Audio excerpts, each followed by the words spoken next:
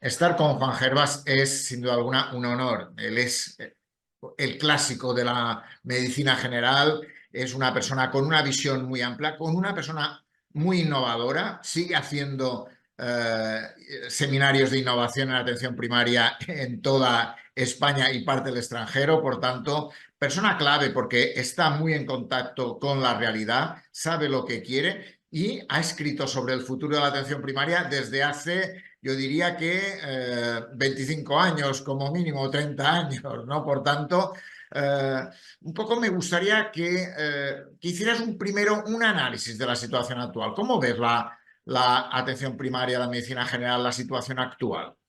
Juan. Gracias por tu palabra, Joan Carles. La única virtud y vicio es que escribo. Quiere decir que hay grandes compañeros que son mucho más inteligentes, tienen más práctica y piensan mejor, pero no tienen el vicio o la virtud de escribir, con lo cual perdemos sus ideas y sugerencias. La situación actual, pero no es en España, es en general en el mundo, de la atención primaria es menos buena de lo que desearíamos, por no decir que francamente mala. Son muy pocos los países en los que la atención primaria, realmente la medicina general tiene un rol que le corresponde. Y para empezar a señalar ideas, creo que en este momento sería un buen ejemplo Noruega y también, para dejarlo claro, sería un mal ejemplo el Reino Unido. Lamentablemente también España sería un mal ejemplo. La situación no es buena en el sentido de desánimo de profesionales, pérdida de prestigio de la situación y abandono incluso por parte de los pacientes con el movimiento que se demuestran dando y lleva en dos sentidos. Uno, a las urgencias hospitalarias en exceso y dos, al aseguramiento privado también en exceso. Has hablado de Noruega como un ejemplo bueno. Cuéntame, ¿qué es lo que destaca Noruega en lo bueno? En Noruega el médico general sigue teniendo prestigio y poder. El poder bien entendido, el poder que llamamos de procoordinación, el poder que permite defender al paciente de los excesos de la medicina. Porque hoy uno de los asuntos claves y una de las obligaciones fundamentales de la atención primaria del médico general es am, asegurar que cada paciente, cada familia, cada comunidad recibe exactamente los cuidados que necesita, que el peligro en el momento actual, especialmente en los países desarrollados, es en exceso. En Noruega tienen un médico general que es profesional independiente, de manera que no es empleado público, ni funcionario, ni estatutario. Es un profesional médico independiente que contrata con el sistema sanitario público universal de Noruega. Crea poco a poco una lista de pacientes en una posición en la que está y cobra básicamente por capitación y ofrece sus servicios en un pequeño centro de salud que puede ser individual, puede ser compartido con dos o tres, en el que básicamente ofrece de todo. Eh, Tiene muy buena coordinación con enfermeras que son del ayuntamiento, que realizan la parte que podríamos decir de atención básicamente a domicilio, pero también otras con las que se complementa y eso permite una atención primaria muy flexible, muy adaptada a las necesidades, muy resolutiva en el momento, sin grandes atascos y con médicos que están satisfechos con su función de trabajo. Y has hablado de Reino Unido-España, ¿no? ¿Qué le pasa al Reino Unido-España? Que son dos modelos que siempre España decía, nosotros como el NHS, como el Reino Unido. ¿Qué le ha pasado al Reino Unido? Y por tanto también a España detrás. Es increíble porque son dos modelos, podríamos decir, en el sentido general, parecidos, en lo concreto muy diferentes, que han sido destruidos por la misma idea. La destrucción del sistema nacional inglés de la medicina general, que era, como bien dicen, la joya de la corona, se debe a las políticas neoliberales de la Escuela de Chicago implantadas a través de Thatcher, en las que se introdujo la competencia y el dinero como objetivo final. Y se ha logrado. Lo clave en el momento actual es el dinero y el resultado final es que incluso se están comprando centros de salud por aseguradoras privadas como una inversión más. Y el dinero gobierna la práctica clínica, lo cual es destructivo por completo y lleva, por ejemplo, a lo último que se les ha ocurrido, que es macrocentros con microespecialistas. Macrocentros, macrocentros, no más que los soviéticos, quiero decir, para atender incluso a 100.000 personas, lo cual es un desastre. Y en España hemos tenido un poco el mismo problema. Cuando analizamos la reforma de 1984, que sí, nuestras propuestas han sido desde entonces, o sea que llevamos 40, 50 años proponiendo innovación y cambios.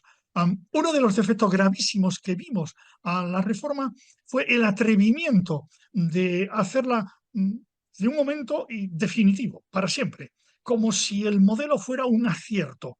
Mm, Eso es inconcebible. En organización de servicios nadie acierta. Quiero decir que todos tenemos ideas y todos podemos corregir y aprender, pero nadie acierta. Y se hizo también sin el afán de modificar el modelo. En ese sentido fue thatcheriano, porque Thatcher también dijo claramente que no quería evaluaciones de lo que estaba haciendo, que era una decisión política.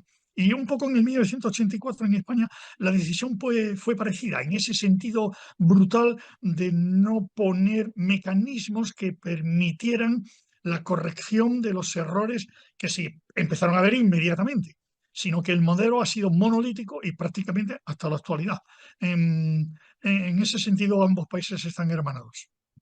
De alguna forma, tú decías, Noruega, sistema de que el médico es independiente, ¿no? De alguna forma, y tiene una relación con el Estado.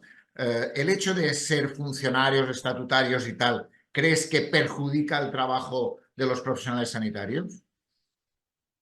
Eh, La experimentación científica es positiva en el sentido de contestar a esa pregunta que no. De hecho, tenemos un buen ejemplo empírico. En Estados Unidos, probablemente la mejor atención primaria que se da a la población depende de los veteranos, de la organización de veteranos, en la cual los médicos son asalariados, no tienen independencia prácticamente ninguna y, sin embargo, prestan una atención de calidad que es encomiable, que en muchísimos casos lo citamos como ejemplo en asuntos concretos. Eso es excepcional. En España y en general, en los países en los que el personal médico, pero también de enfermería y otros, es estatutario, asalariado, es funcionario público, en cierta forma, introduce una enorme rigidez. El problema no es tanto el que el personal sea funcionario público, sino la rigidez que esa conlleva, especialmente en una España que impide cualquier innovación, cambio, iniciativas de mejora, independencia, autonomía, y eso es imposible. Ha habido otro problema también general, que hay que señalar, y es que en el mundo entero los protocolos, las guías, las normas rígidas contribuyen a esa rigidez del sistema. Eh, Cada vez el médico es menos profesional e independiente, no ya como jurídicamente hablando, sino mental y laboralmente hablando. El médico cada vez ha perdido más la ilusión del acto creativo, que es fundamental.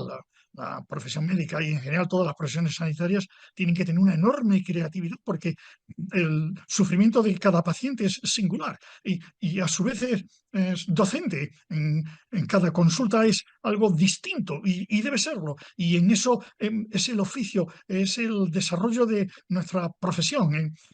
Que nos crea, que anima, que convierte en un reto el abrir la puerta y el siguiente paciente uno no sabe exactamente, da igual en urgencias, en el quirófano, en atención primaria, en la consulta en el centro de salud, en el pueblo, uno no sabe que va a haber el siguiente paciente.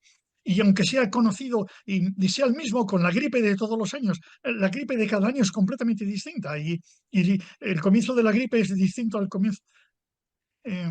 Los sistemas rígidos, especialmente, son los que impiden el buen desarrollo en general de la sanidad, de la medicina y de la atención primaria. No es tanto el contrato por salario. De hecho, en nuestras propuestas somos muy prudentes. En las propuestas de cambio, algunas radicales, seguimos insistiendo en que una parte del sistema sanitario español funciona muy bien, que tenemos centros de salud que son increíbles con este modelo que criticamos y que convendría aprender de ellos. Así que habría que tener un margen de flexibilidad para no derruir todo, porque algunas cosas son muy estimables. Y de alguna forma, en ese sentido, encontramos a médicos que quieren abandonar o abandonan la profesión, ¿no?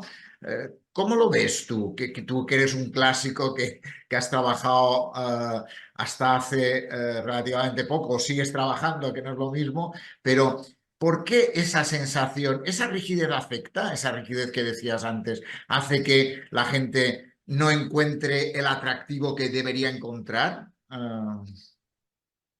Sí, Em, una parte fundamental es que la consulta se llena de un vacío en el que, y se ve mucho en las generaciones jóvenes, en las que la vida está fuera de la consulta. La vida es el viernes, la vida es la tarde, la vida es cualquier cosa que no sea el trabajo. Tiene que ver con esa falta de atractivo. El último artículo que he comentado es de Francesc Borrell, un clásico, en el que insiste en que la parte clínica del trabajo médico es clave. Es fundamental, desde luego, tener conocimientos de prevención, de salud pública, tener conocimientos de lo social, pero lo que no se nos puede es morir un paciente por apendicitis. Y esa parte clínica está completamente abandonada, lo cual a muchos médicos les lleva a la renuncia. Si la consulta es algo burocrático, pesado, inaguantable, es lógico que se piense en el cambio o la huida o como quiera llamarlo y el abandono. Con lo cual hay que esperar que la situación vaya a peor porque no parece que vaya a haber cambios que transformen en atractivo el trabajo diario, que es lo clave.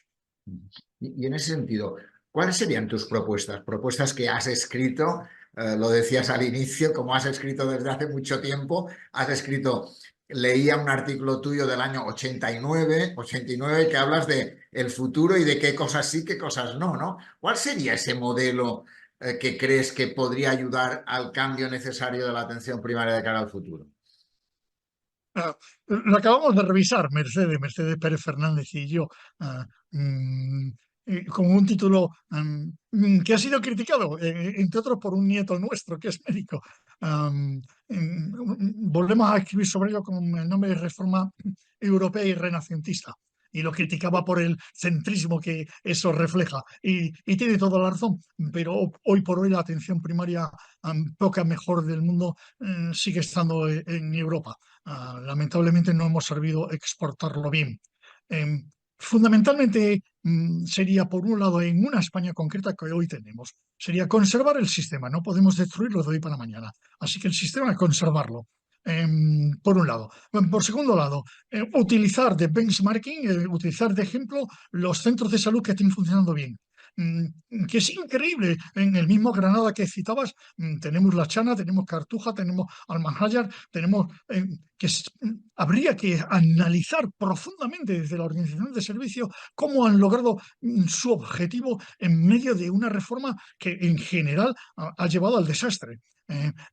Es muy importante que esos centros se conviertan en centros que irradien conocimiento. Y tercero, experimentar con lo que hemos propuesto, sí, hace más de 40 años, con un modelo en el que los médicos, las enfermeras, las trabajadoras sociales e incluso las técnicas de cuidado fueran profesionales independientes que se agrupasen para atender a una población definida. Y en eso también tenemos un concepto distinto. Nosotros proponemos que la población del equipo básico, de ese equipo básico de un médico, tres enfermeras, fuera de 5.000 pacientes. Porque el otro problema que estamos viendo en la atención primaria es que hay una tendencia en el mundo a la reducción de la base de la lista de pacientes, que llegan a pedir 1.000 pacientes. 1.000 pacientes hacen que el médico general pierda cada vez manos, se vuelva cada vez más incapaz, más inseguro, menos control de la incertidumbre, menos independiente, clínicamente hablando, y más dependiente de los especialistas y de las pruebas. Necesita tener una población de 5.000 que le dé una buena base, naturalmente con 3 enfermeras, naturalmente con trabajadora social, naturalmente con una continuidad, con una longitudinalidad a lo largo de años. Así que el modelo que proponemos sería, por un lado, no destruir lo que hay. Somos anarquistas en mucho y comunistas en bastante, pero aún así cuidadosos. Segundo, utilizar los centros que están funcionando bien. Que he citado los 3 de Granada porque estamos en Granada, podríamos decir, pero existen en Madrid, existen en Zaragoza, en Barcelona.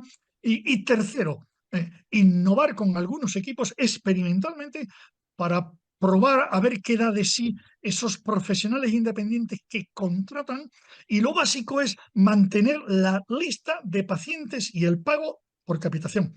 La lista de pacientes y el pago por capitación tiene además en España una larguísima historia que en el resto del mundo no tiene. Fueron los gremios medievales los que empezaron a pagar al médico por capitación. Y el médico estuvo encantado porque tenía un ingreso todos los meses y no tenía que esperar a que hubiera un accidente entre los trabajadores del gremio, qué sé yo, de constructores o de carpinteros para cobrar dinero. Así que al médico le dio una seguridad y por otro lado, el médico empezó a preocuparse porque el gremio no tuviera accidentes ni enfermedades, porque así el pago que recibía era mucho mejor. No tenía que trabajar, podríamos decir. Esa filosofía es fundamental conservarla porque permite además combatir la ley de cuidados inversos. De la lista de pacientes que tenemos los médicos, enfermeras en los centros de salud, los que vienen a la consulta no suelen plantear problemas.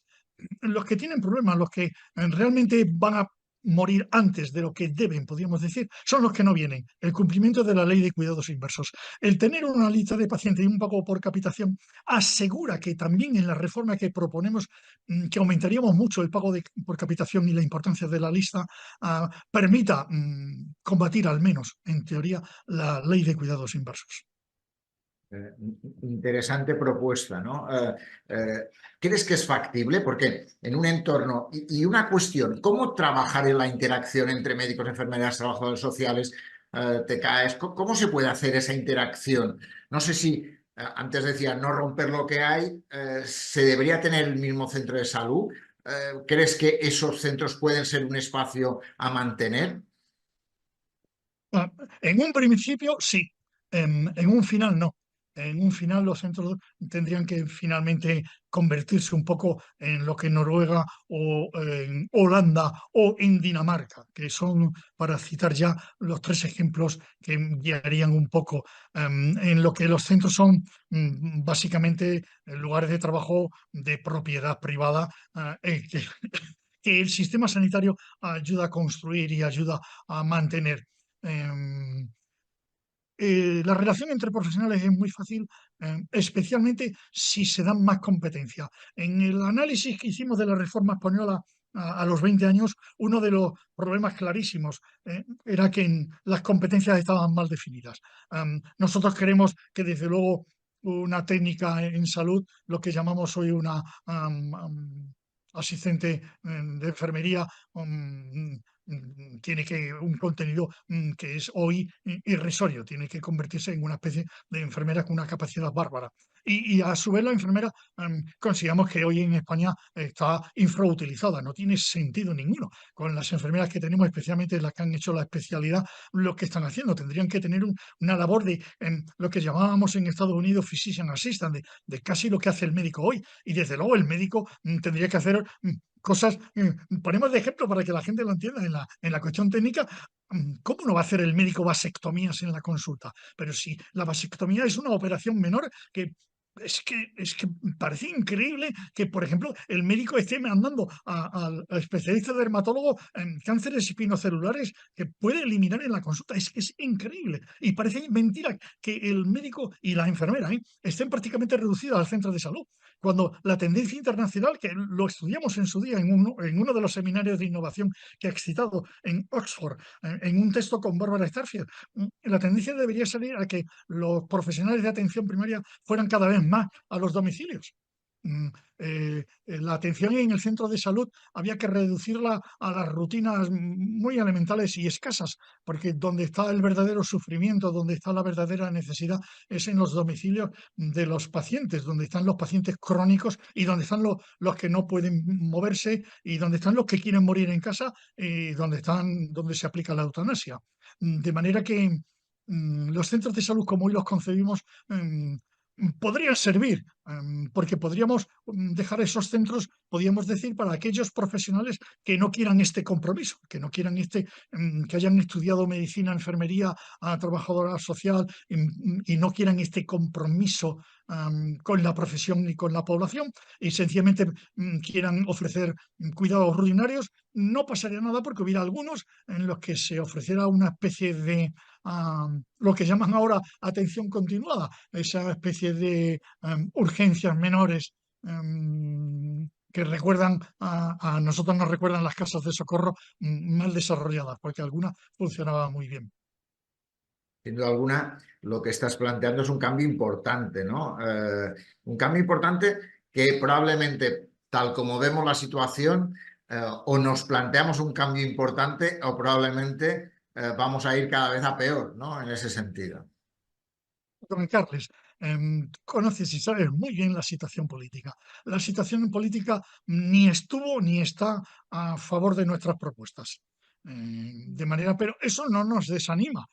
Creemos que el pensamiento es muy importante y ponemos de ejemplo, sin que sirva la comparación de nada, de la influencia de la Escuela de Chicago con su pensamiento económico, que era solo un pensamiento y finalmente ha transformado la realidad nuestra de cada día para mal. Así que nosotros tenemos la confianza de que nuestras ideas, aunque no las veamos, finalmente terminen transformando la realidad para bien, al que sea dentro de 50 años.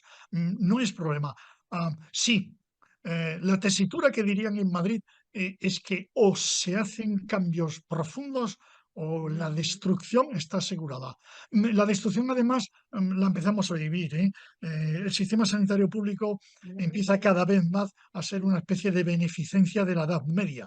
En la Edad Media, la caridad pública hacía que diera pena que la gente muriera en la calle y por eso se hicieron los hospitales, ¿no? Que eran para que durmiera la gente y para que muriera la gente y para acoger a los viajeros y los vagabundos. Pues algo así van a terminar siendo los hospitales públicos y la atención primaria para gente de mal vivir, que diríamos en los tiempos de la dictadura franquista.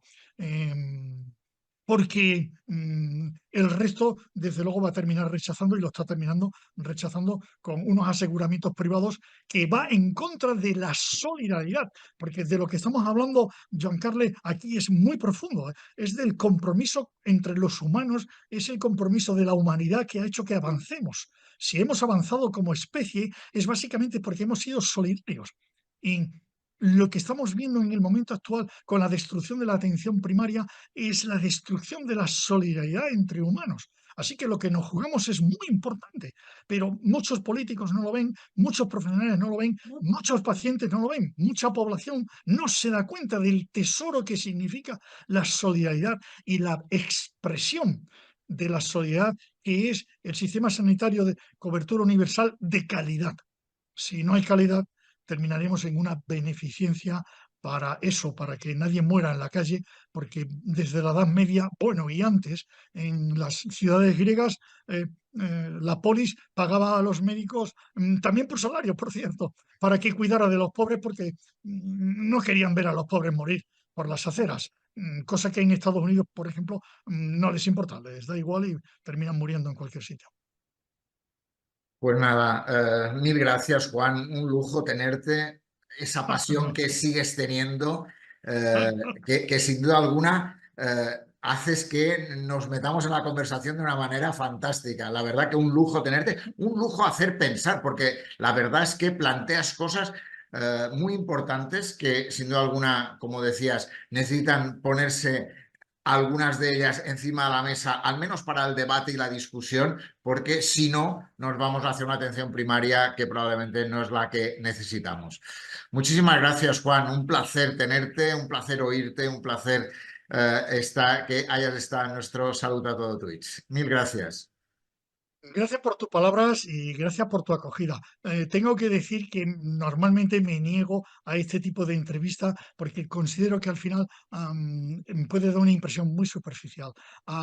Pero que tú te mereces que te haya dedicado este rato por cuanto te has comprometido con la salud pública, que me gusta reconocerlo y es una especie de homenaje de mi parte a tu persona y a la labor de la Escuela de Salud Pública de Granada. Así que muchísimas gracias. Muchísimas gracias a ti por estas palabras. Gracias.